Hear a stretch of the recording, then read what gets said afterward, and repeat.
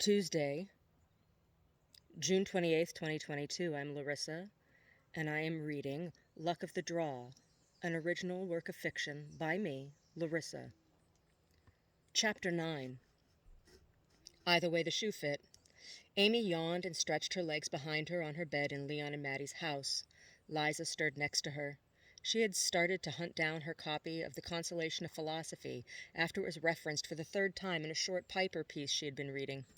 The nearly ancient text was resonating on a deep level with her at the moment, and she wondered, not half jokingly, if she might be headed for some decapitation or some other such unjustly imposed demise.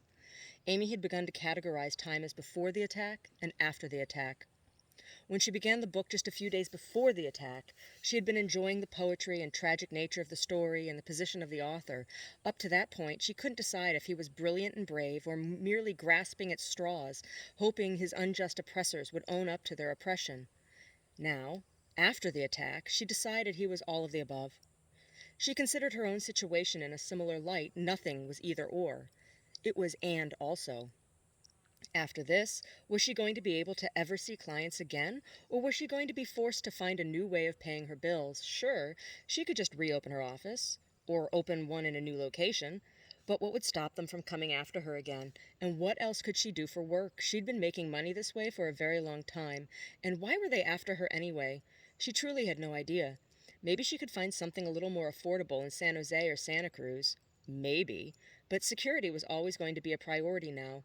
Mountain View was getting expensive, and she hadn't been able to raise her prices as much as rent had increased over the past 4 years.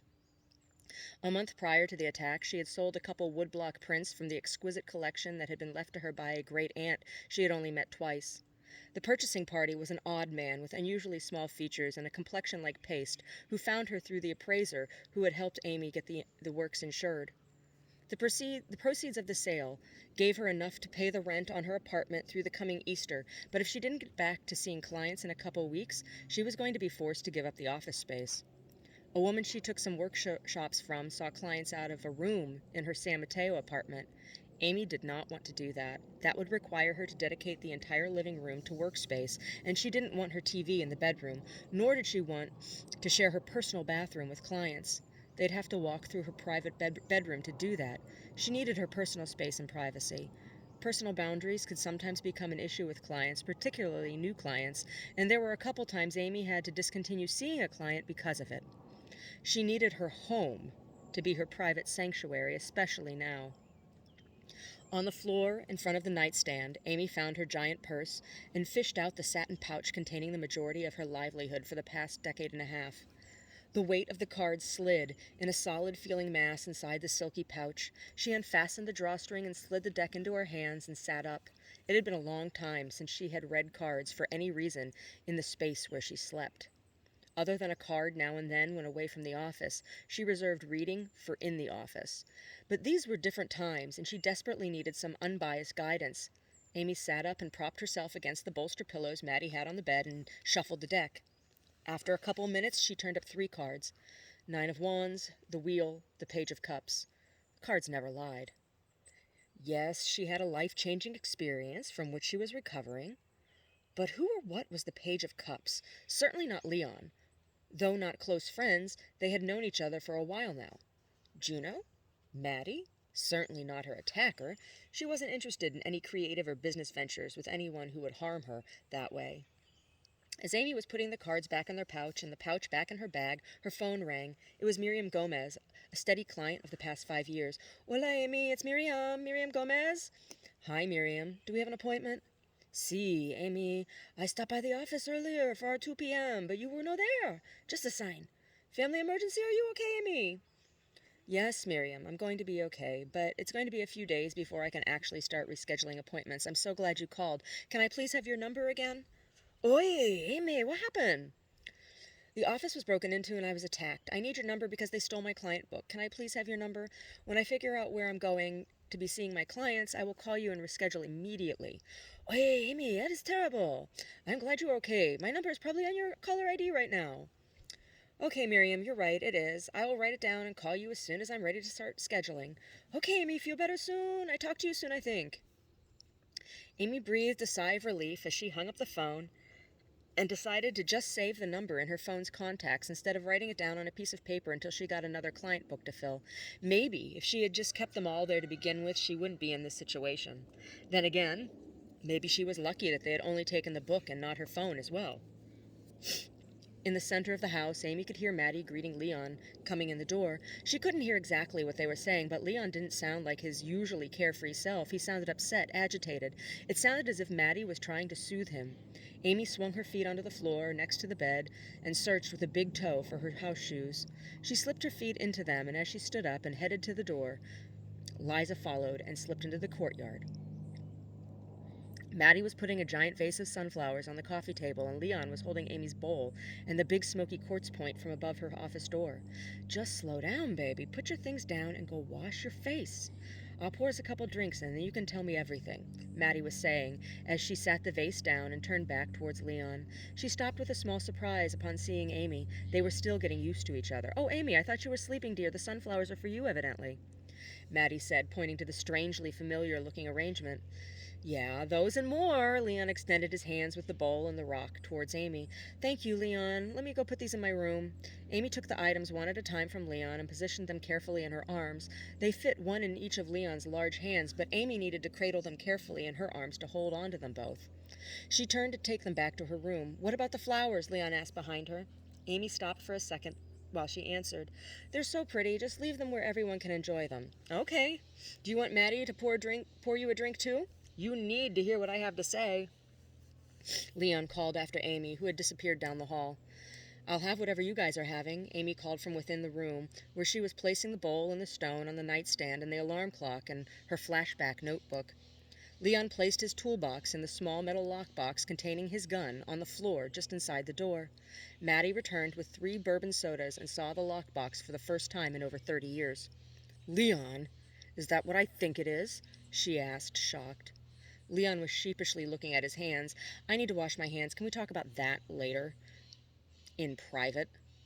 he implored her just as Amy appeared around the corner with her hands free. "If you guys need some privacy, just let me know. I can go for a walk for a bit," Amy told them with a smile. "Don't be silly. We don't need privacy from you. A husband and wife can naturally have such personal conversation before they go to sleep at night," Maddie explained to Amy while watching her husband disappear down the other hall towards their bedroom suite. Maddie sat one of the 3 glasses on a side table and handed one to Amy, bumping it lightly with the other glass in cheers gesture before taking a sip. Amy nodded and took a sip as well. "Dinner smells great, Maddie. What are you making there? Do you need any help?" "That's okay. There's not a whole lot to do at this point. Not until the lasagna is done baking. I have the salad done already. It just needs tossed with a dressing when we sit down. Let's have a seat in the living room until he gets back out here." Amy followed Maddie to the sofa. The 2 women sat on either end, turned towards each other. Amy slipped her feet out of her house shoes and tucked them up under herself. Maddie sat reclining, somewhat with her legs crossed at the knees. "Did you have a good rest?" she asked Amy. "Oh, I napped some, but I was reading just now." "Something good, I hope," Maddie asked.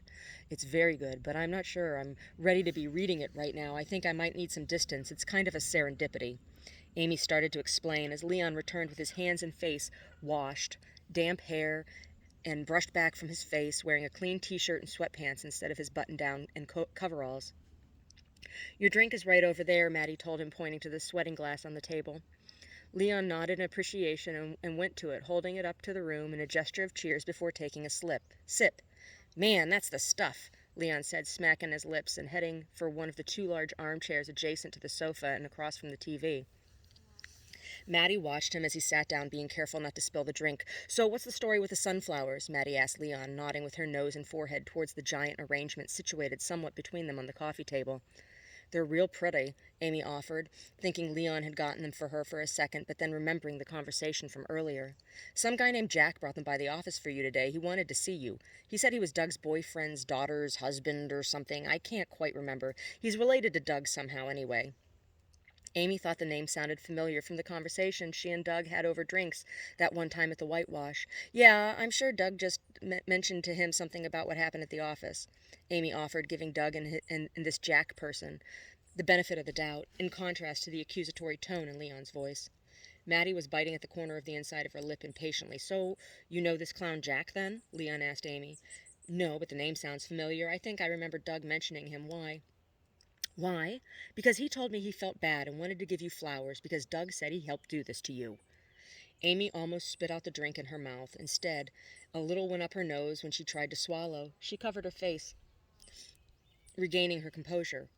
What? Doug did what? Leon was nodding his head empathetically up and down. That's what I said. Doug helped do this to you. This Jack guy told me Doug's boyfriend told him. Doug said 2 guys came to his office to question him about a client he's seeing currently who happens to be the wife or daughter or something of some mob jerk, and they wanted to know about you and your clients and threatened Doug, so he drugged some coffee and gave it to you for them, and they beat you up and did whatever. He helped carry you into your apartment. Leon finished, looking at Amy as she took in what he was saying to her. Maddie was shaking her head back and forth in disapproval. Some people. Did you talk to this Doug person? Maddie asked. Well, no. I wanted to talk to Amy first, and maybe even the police. I think I'm going to call Juno. No, wait. Leon and Maddie turned towards Amy, who chugged her drink and looked at them. Wait, don't call him just yet. You'll probably just get his voicemail, and he's coming here tomorrow morning to pick me up to get my car anyway. I need to sit with this information right now, and I think Maddie has made another delicious dinner. Can we just enjoy that? I don't see why not. Sounds reasonable to me, Maddie said as she got up and swiped Amy's empty glass from the coffee table in front of her. Let me refill that for you, she said as she moved toward the kitchen. Thanks for bringing my stuff, Leon. I can't imagine how that bowl made it without being broken. It should have been on the floor with a stone and shattered in 100 pieces. Yeah, I know. I've been thinking about that too, Leon said. It's the strangest thing. I haven't said anything about it to anyone in a very long time. I think the last person I mentioned something like this to was my last boyfriend, but Lord knows that's been a while now, Amy laughed. No, no. What is it, Amy? You can tell me, Leon said, making a gesture as if he were locking his mouth with a key. Amy smiled and cocked her head to the side slightly. It's nothing. It's just my whole life, whenever something scary has happened, there has always been something like that bowl to just, I don't know, let me know that someone or something is watching out for me. See, it's nothing. It's silly. I think you and I both know that isn't silly. It's probably a grandparent loving you from beyond the grave, Leon offered sincerely. Amy shook her head. Maybe, but I don't know why. I never really knew any of my grandparents, and I think one of them might still be alive in a nursing facility of some sort up in Canada. My family isn't exactly what you'd call close or anything, but then again, maybe it's Great Aunt Bella. I only met her a couple times, but she left me some art when she died. I think I'm the only niece she ever actually met. Leon laughed. I don't know what to tell you. If I were Maggie, I might tell you it was someone from a past life. Amy smiled. And who knows? She might be right about that.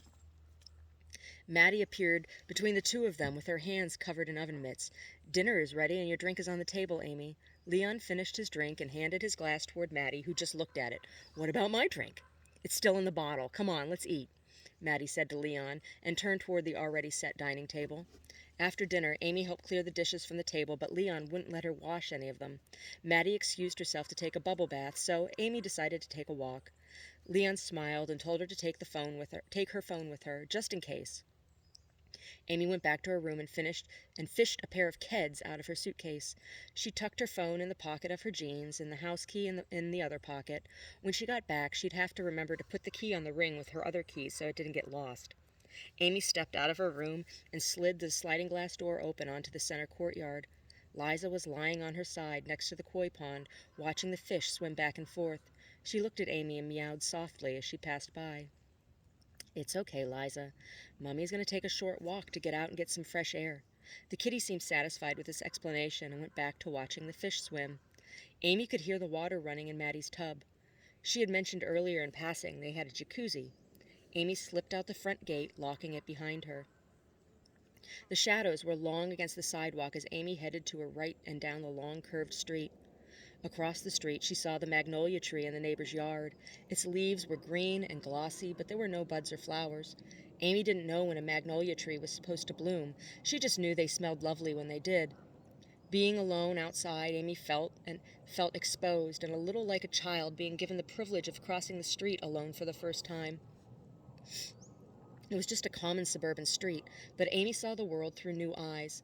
It was only a little before 7, but there could be danger around any corner. Who knew when and where her attacker might find her again? Amy's heart began to pound in her throat as she looked back toward the house, nearly deciding it was too dangerous to continue her walk, but she stopped herself. She wouldn't live in fear. She couldn't just give up and stay in the bedroom in Maddie and Leon's house for the rest of her life. Something told her Leon wouldn't mind if she did, but that wasn't the kind of life she wanted to live. That's not the type of person she was. She was pretty sure just around the curve of the street became a cul-de-sac. She made a deal with herself that she would walk down to the cul-de-sac and back. That would be enough for today. Tomorrow she was going to have to face driving and time alone with Juno in his car and probably more questions. As she walked, Amy thought about Boethius and his conversations with Lady Philosophy. Amy tossed around whether or not it was reasonable of Lady Philosophy to have been so hard on the poor guy for feeling bereft. After all, wasn't it reasonable to feel hurt about being unjustly attacked, having your life turned upside down, and ultimately put to death without any good reason or recourse? Wasn't it human? Wasn't the desire for justice justified? Wasn't it reasonable? At the same time, Amy was keenly aware of how out of control the situation was. She couldn't be held accountable for the actions of the man who hurt her, even Doug.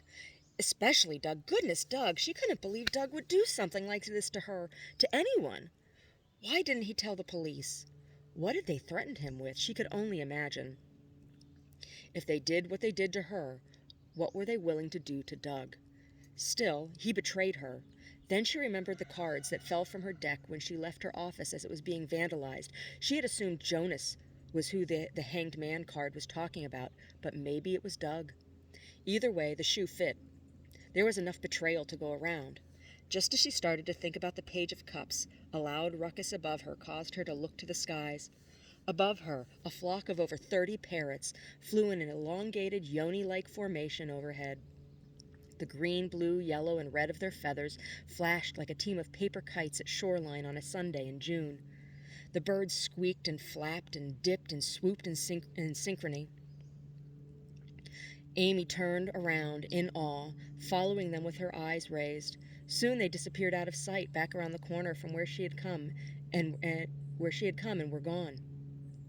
Amy walked along the curb of the cul-de-sac and headed back toward the house. The sun was low in the sky, and in the short time since she left, it had switched from early evening to dusk. As she turned the corner, she could hear the birds once more and remembered what Maddie said about the magnolia tree. As she approached the house, she saw them, all 30 some of them, perched in the flowerless tree, squawking merrily. Just before Leon and Maddie's driveway, she saw a long green feather and picked it up. Liza would love to play with that. She put it in her pocket with her phone. As she entered the house through the main door in the courtyard, Amy saw Liza was curled up on Leon's lap in his armchair. Maddie was in the armchair next to him, and they were watching Wheel of Fortune. Amy wondered what Maddie would have to say to Lady Philosophy about things. As Amy passed the old couple, Liza didn't even lift her face to look in Amy's direction. Well, I guess I know where Leon stands with Liza, Amy thought to herself as she slipped down the hall to her room to draw herself her own hot bath. Maybe Juno would walk her up to her apartment tomorrow while she picked up a few other things. She was pretty sure she had a couple bath bombs from Lush one of her clients had given her last Christmas. She had kept them in her lingerie drawer since her apartment only had a stand-up shower, not a tub, and she wanted to check her mail as well. Every couple of years or so, her brother broke down and sent her a letter around this time of year. It's not that she expected a letter from him or anything, but it was the time of year one might arrive, and it sure would be nice to feel like she actually had family right now. Chapter 10. Someone said they'd been gypped. Juno lifted the razor to his upstretched throat and dragged it along the skin to the side of his Adam's apple. He tapped the razor on the edge of the sink, sending the gathered shaving foam and tiny hairs into the porcelain bowl with a splat, then rinsed the blade under a stream of hot water and repeated the action methodically until his face and throat were smooth and shadow-free. Then he ran the hottest water over a washcloth and wrung it out, allowing his hands to blush a bright red against the heat. Blotting shaving foam residue from his cheeks, chin, and neck, he appraised his reflection in the mirror. The chief had asked him if he needed to take a little time for R&R the day before when he dropped off his car for the night. Juno scrutinized his face now, looking for signs of fatigue the chief might have been seeing. He didn't see any. His complexion was bright. His eyes were sharp and alert. He wasn't sure what the problem was or why the chief was concerned. His paperwork was all up to date. His weapons were all clean and accounted for. He was hoping to finally get a permanent partner assignment soon. That was the only thing that was really bothering him about work. That and the fact that no one internally seemed to be interested in returning his calls recently. He had called Sunnyvale with some questions about an open investigation they currently had against this Mike Musgraves because there were some striking similarities. He wanted to see the toxology report from the other woman who had been similarly assaulted. He had been especially interested to find out more he had been especially interested to find out more once he learned the victim in the Sunnyvale case also read tarot, and that her pubic hair had been removed and was around the same age as Amaranth. But so far, no response was coming forth, and now the offhanded comment from the chief wasn't sitting right with him. It almost felt like someone on the force was protecting this Musgraves fella. Juno had heard of other corruption issues in other precincts, but not in Mountain View. He knew he was technically crossing a line, taking Amaranth to her apartment today to pick up her car. He knew he really should have Sunnyvale take care of it, since she lived in Sunnyvale, but this was his case, damn it. It started in Mountain View, and Sunnyvale didn't seem interested in doing a damn thing to help, so he would do what he thought was right. Amaranth, of course, had no idea that any of this was an issue. Amaranth, Juno liked saying her name to himself. She asked him to call her Amy, so to her face he did, but in his mind he always called her Amaranth. After their first meeting, he had looked up the name because he had never heard of it before. Upon learning what Amaranth was, he was a little confused. It seemed a strange thing to name a child. Would someone ever name their child wheat or sorghum, or stranger yet, corn? But somehow the unusual name suited Amy in Juno's mind far more, at least, than the shortened version Amy did. Juno opened the medicine cabinet and found the bottle of aftershave his mother sent him in his stocking last Christmas and opened it for the first time. He brought the open mouth of the bottle to his nose and sniffed. It smelled of cedar and tobacco and something lightly floral he couldn't quite place. It seemed pleasant enough, not too strong. He dumped a splash into his palm, rubbed his hands together, then slapped the stuff on his neck and cheeks. A little spot of blood was rising in a follicle just below his jawline on the right. He tore a corner off a tissue and stuck it on the spot while he ran water into the sink to rinse the spent shave foam down the drain, then wiped the bowl clean with a fresh washcloth. On his way out of the bathroom, he picked up his Kevlar vest from a chair next to his bed and hoisted it on. Then he opened his closet and pulled a freshly laundered and starched shirt from the rack and secured it over his vest, tucking everything neatly into his trousers. He secured his belt and holster and attached his badge and body camera. Last, he picked up his duffel bag with his gym clothes, jeans, and polo shirt for after work and headed out his front door. Just before walking out the door, he stopped to sprinkle a pinch of flake food into his fish tank. The bobble-eyed goldfish swam in excited circles, grabbing the brightly colored flakes. Juno sighed as he locked the door behind him. Hopefully the coffee in the staff room wouldn't be burned when he got there, and there would be a cherry Danish left. Sims usually put one aside for him if he got there first, but Juno didn't count on Sims. No one did. Normally Juno wore street clothes into work and dressed in the locker room, but he shaved this morning, so he suited up at home. Plus, he wasn't feeling as comfortable in the locker room these days. One of the new hires was gay and had accused another guy of sexual harassment when he had said something to him about walking around the locker room naked. Juno just wasn't interested in the drama. He wasn't there when the actual incident happened, and he couldn't believe either side's story. He knew Johnson had a habit of making off-color comments to everyone, including Juno. Juno also knew Guzman was overly sensitive, and he just wasn't interested in taking sides. So he had started to suit up at home more often, and had even joined a gym in San Jose to avoid the in-house facility. He still kept stuff in his locker sometimes, though, and he kept all his work files locked in his desk. He never brought things like that home. It wasn't worth it for his own sanity. As he pulled his keys out of his Wrangler, Juno caught sight of himself in the rearview mirror. The piece of tissue was still stuck to his jaw. He plucked the tab of paper from his face and rolled it between his fingers, letting it fall to the floor. He locked his doors and trudged into his desk, tucking the duffel bag down by his feet. It was still dark outside as a number of the officers trudged in, like him, for the shift change. Guys and gals coming off the night shift were either leaving for home or ducking into the locker room to wash up and change before leaving. Everyone had their own lives and schedules, and Juno didn't bother to keep track. He had become even more secluded in his personal practices since picking up Amaranth's case, and the strange way no one seemed to want to answer any of his questions.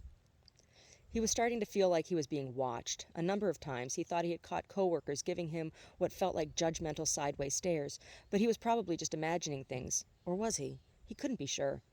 As Juno opened his laptop to sign in and check his email, a small envelope slipped out.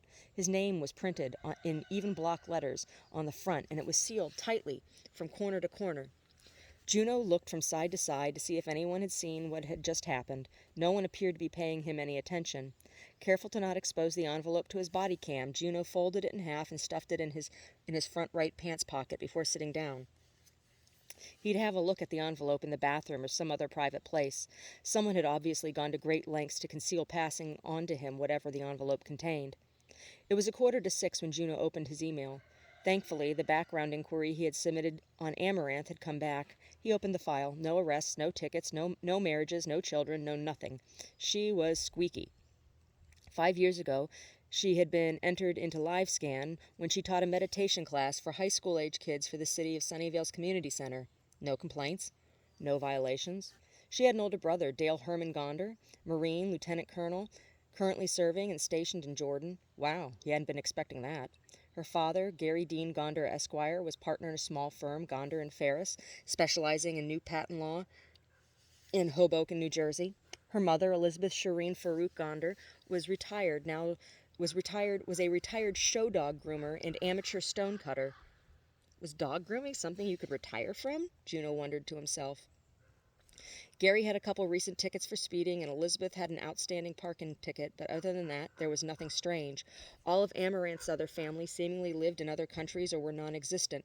The only other known associates listed in the files were Dennis Devon Ellington, a.k.a. Dee Dee, a.k.a. Klinger, a.k.a. Poop Shooter Ellington, retired Air Force colonel, Kevin Turley, a middle-class life insurance salesman from Rochester, New York, and Dwayne Tibman, deceased farm worker/drifter. Amy had a couple years of community college in New Jersey years ago, but otherwise had been a Reiki master teacher and tarot reader for almost 2 decades. She'd lived in the same apartment for the past 15 years.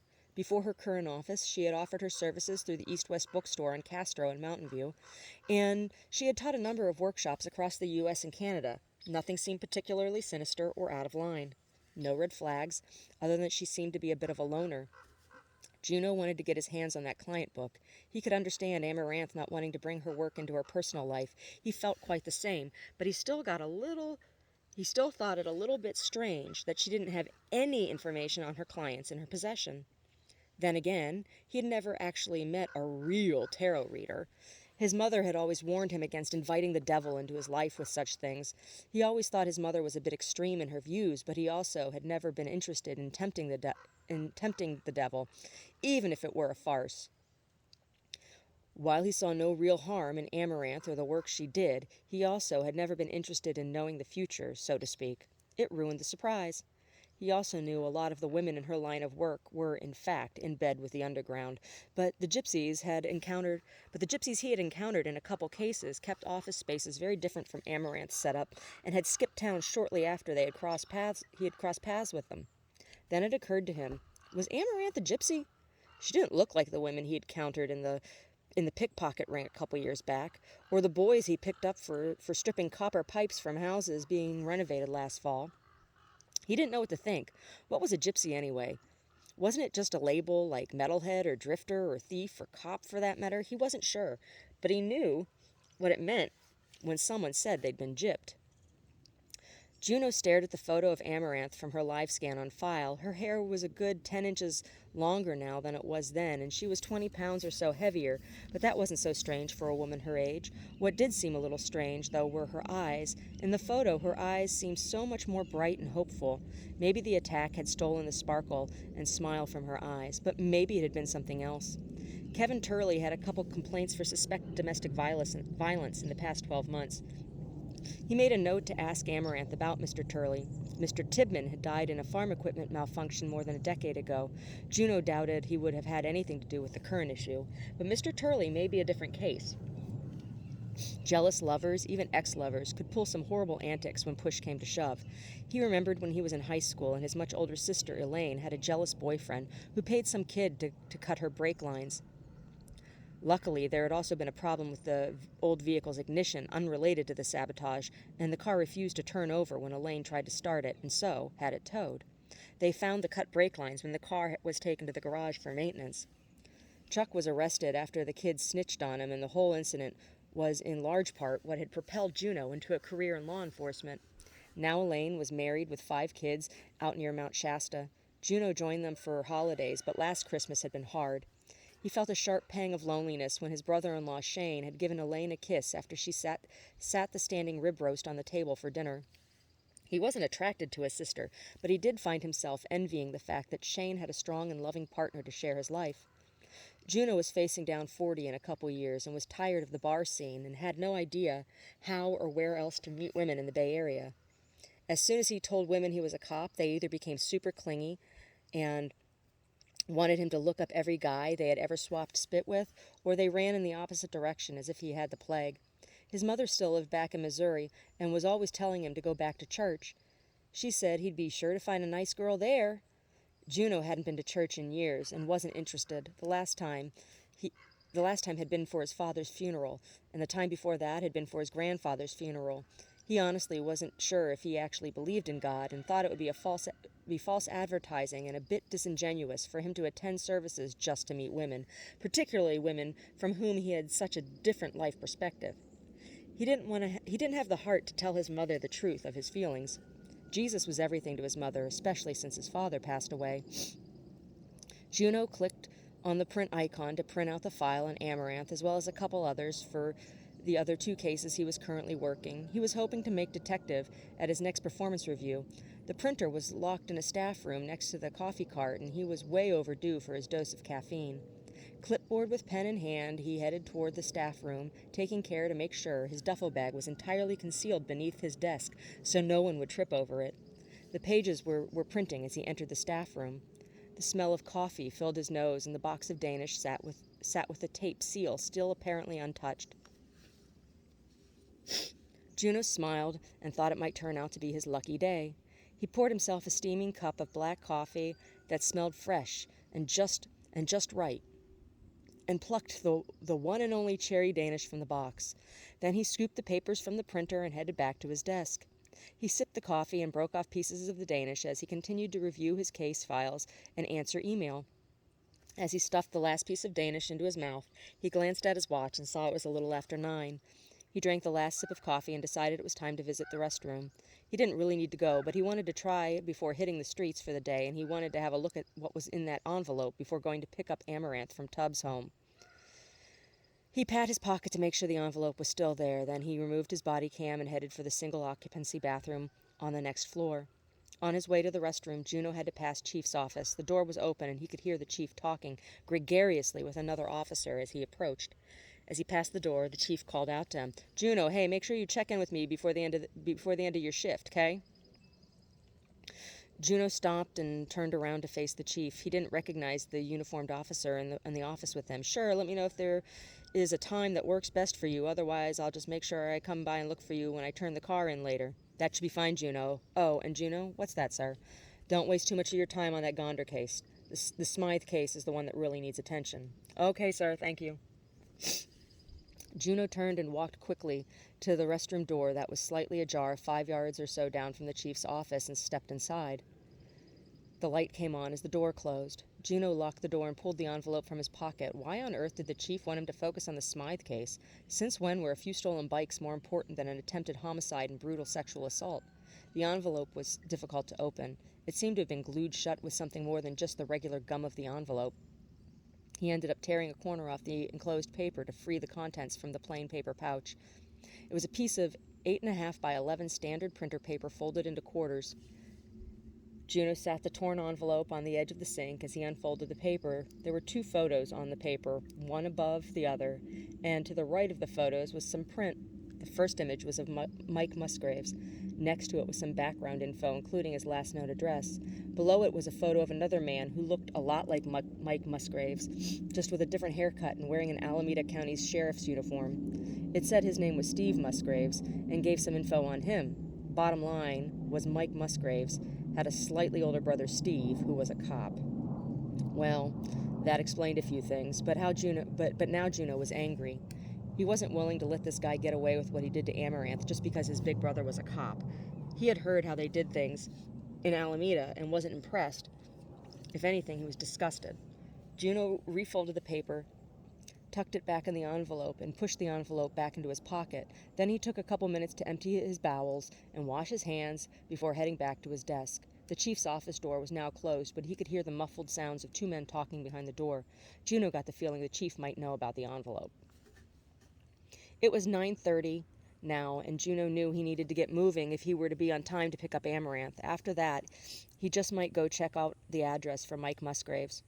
Juno replaced his body cam and gathered his duffel bag and clipboard and files and notes and went to pick up his car from the lot.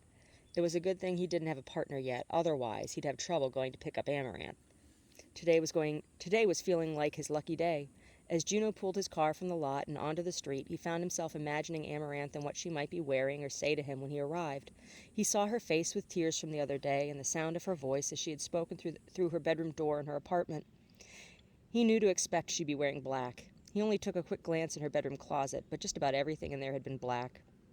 It was kind of like her uniform, he thought, as he brushed a couple Danish crumbs from just above the badge secured to the breast of his uniform shirt, while he waited for a light to turn green. Just a couple minutes before 10, he pulled into the driveway of the Tubbs residence.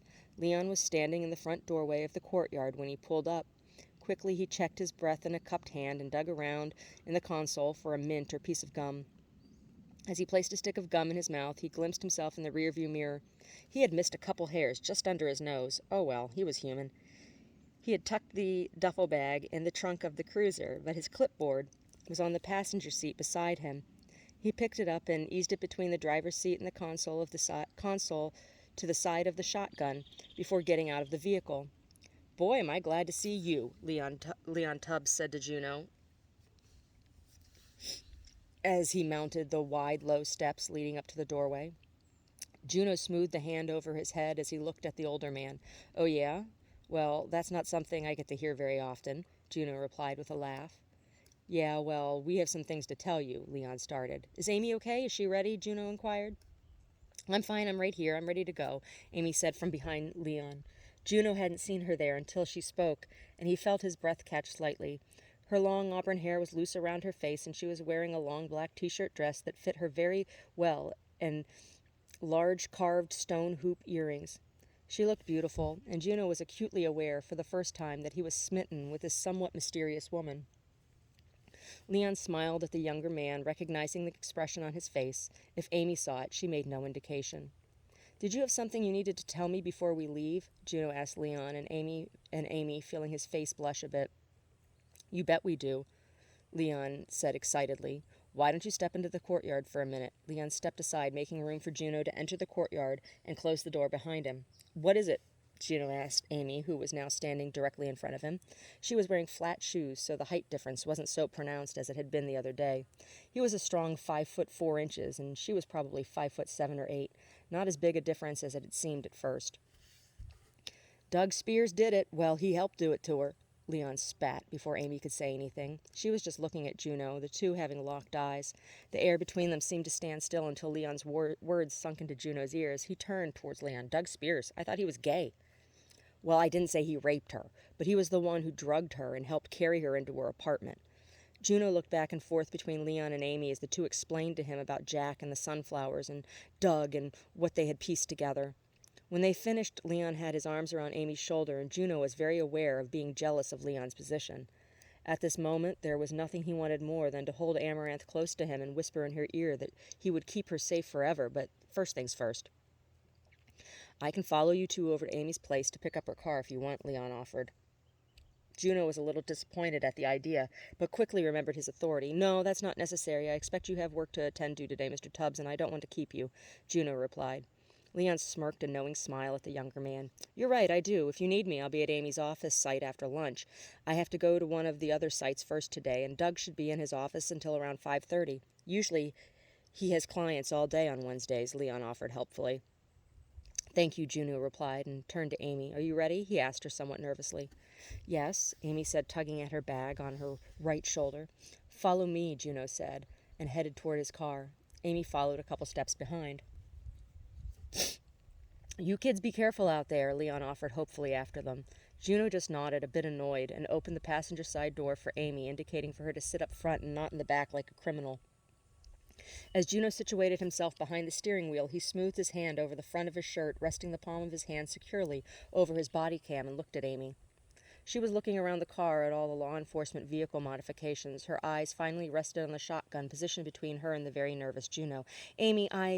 Juno stopped for a moment, lowering his gaze from her unexpected face. "Amy, I'm sorry. I have to tell you something, and I don't know that it's the right thing to do, but I know I just can't not say anything." The expression on Amy's face went from unexpected and calm to furrowed brow. "Is there something wrong? Have Leon or I done something wrong? Should we have called you last night when we found out about Doug?" "No, yeah, you could have, but that's not what I'm trying to say to you here." They were still in Leon's driveway, but Leon had gone in the house and was nowhere to be seen. Juno decided to take a chance. "Amy, it's totally inappropriate, but I think I'd regret it if I didn't say anything. Amy, I'm very attracted to you," Juno said, then lifted his eyes to meet Amy's, but she had sat back in her seat and was looking straight ahead out the windshield. "Amy, please say something. You have no idea. I'm so embarrassed, and this is entirely unfair of me. I'm sorry." "No, it's okay," Amy said. She was thinking of the page of cups from the day before. "It's okay. You've been very kind to me," Amy said, and turned to Juno with a smile. Juno still had his hand over the camera. "Do you think I could take you to dinner sometime?" Juno asked bravely. "Sure. My schedule opened up recently," she joked. Juno relaxed. "That would be great. How about this Friday night, then?" "Sure, pick me up at 8? Juno smiled and rubbed the back of his hand under his nose, where the stray hairs missed by his razor tickled his knuckle. "I'll look forward to it. Now, let's not talk about it anymore. Let's stick to business," Juno said as he started the car and backed out of the driveway. Amy sat back into her seat and looked out the passenger side window with her face turned away from Juno as he drove. She had a strange, light feeling in her chest. Juno was sweet and more than a little handsome. Oh my gosh. So, oh my goodness, there's a love interest now. Who would have thought? Oh, the pollen count is so high. When I go inside the house, my eyes and nose and face are fine. When I come outside, like, my eyes just start watering. Oh, it's terrible. It's terrible. It really is. I think it's like this tiny, tiny little... Go over here and look at it. This tiny little flower. Let's go look at this tiny little flower.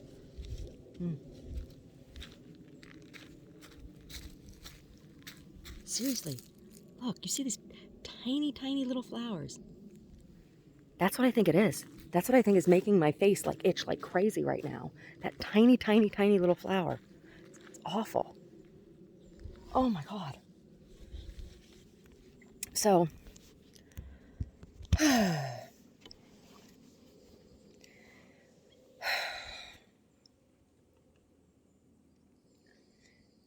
when I was writing this novel,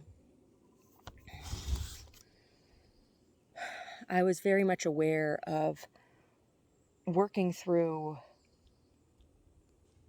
and going over in my head the negative experience that I had with that particular assault. And it's really common to not go to the police or say anything to anyone. And that is not the only time that I've been assaulted. Oh. It's not the only time. But, having worked with other women who are assault survivors and other women who have been trafficked, it's not, it's more common to the people don't, because so frequently, as with what happened with me when I did go to the cops in Oakland after that particular assault. I was treated like I was a lunatic and like it hadn't happened. There was absolutely no investigation done into what happened. And there was no examination. Like, I had to go see a doctor on my own, and that doctor refused to give me any paperwork about results, test results. And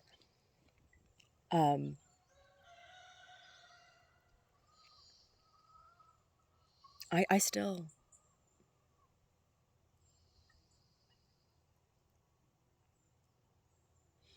it's also very common for survivors when they go and tell their family that their family becomes angry with them. Assault survivors are frequently told, we're frequently told that it's our fault that it happened, or treated as though it's our fault.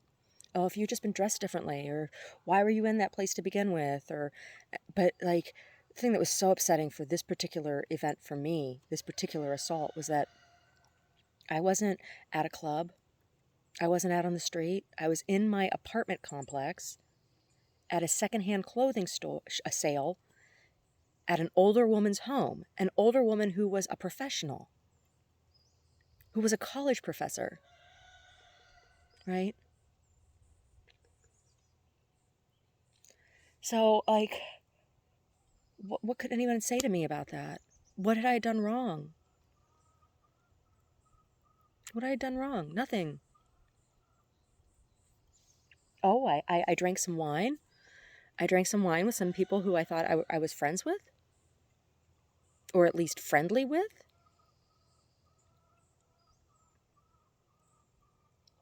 It's not wrong to consume alcohol. Something that is common within Roma culture is some busybodiness, right? And group gets together and says, oh, this one's not allowed to do this, that, or the other thing. Or we're not going to let this one have a business. Like, there was a woman who danced in some of the dance productions that I participated in Northern California. And this woman, she and her husband had produced some dance events, belly dance events as well. Like it was a belly dance festival. And her husband did something that I wasn't even there. I wasn't even privy to it. I don't know what it was that he did or didn't do, but because I'd never gone to any of her events. But she was a fairly well-known dance instructor throughout California, and I had taken a class from her when Omar and I had taken our trip to Hawaii. This woman, her name, her stage name was Khadija, or no, she didn't go by Khadija. Kajira was her stage name. I don't know what her actual name was. I never had a stage name. I have always only ever used my own name when I've performed. But anyway, her husband evidently, this is what I was told by the other women, did something that upset everyone. And so they all got together and said that they weren't going to allow her to have her livelihood anymore. That unless she left her husband or denounced her husband, that they weren't going to allow her to have her festival anymore. And they ran her into the ground until she submitted and behaved as though she were subservient to all of them. And I always just thought that kind of behavior is terrible. I have no idea what her husband did or didn't do, but it wasn't she. Because I asked, I said, did she do something wrong? They're like, no, she didn't. We just don't think she should be with him because he did this. And I believe that goes against what marriage is, right?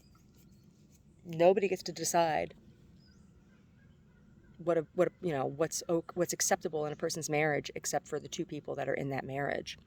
And it's part of that was a big learning experience for me. But there's other examples of similar kind of things within Roma community.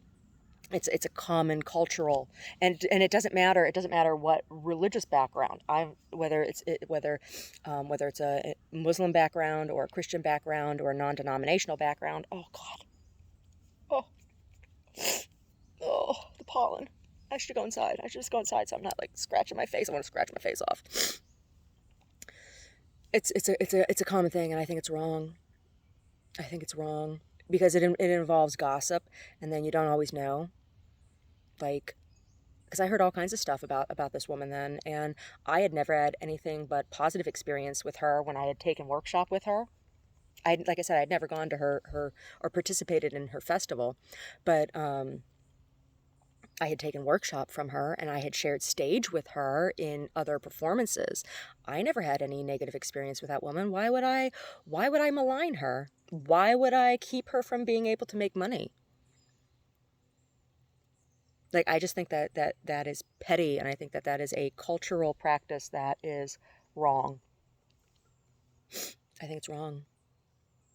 I think it's ethically and humanitarianly wrong, and that it causes wounds and within community, and that is in large part what then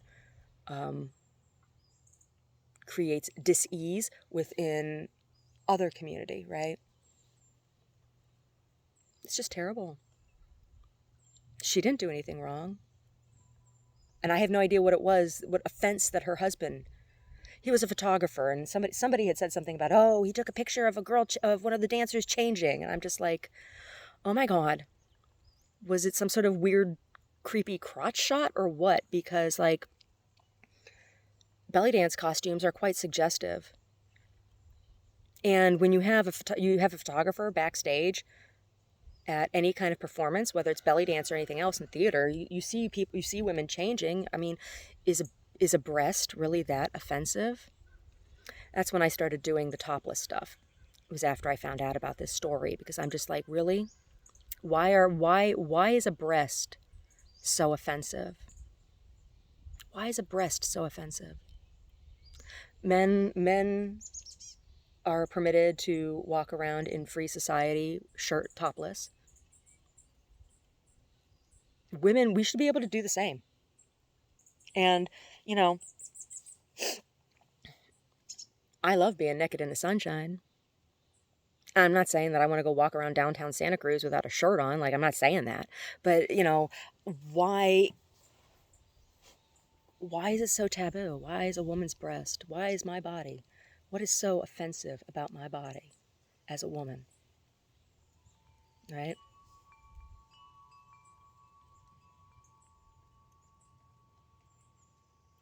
Anyway.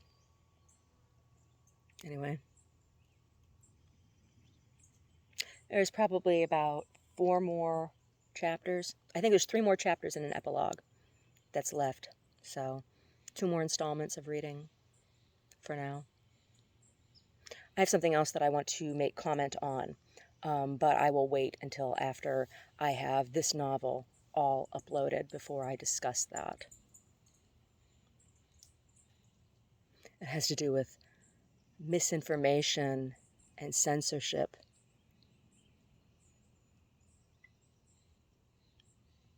And doublespeak. Anyway, hope you're enjoying this book too.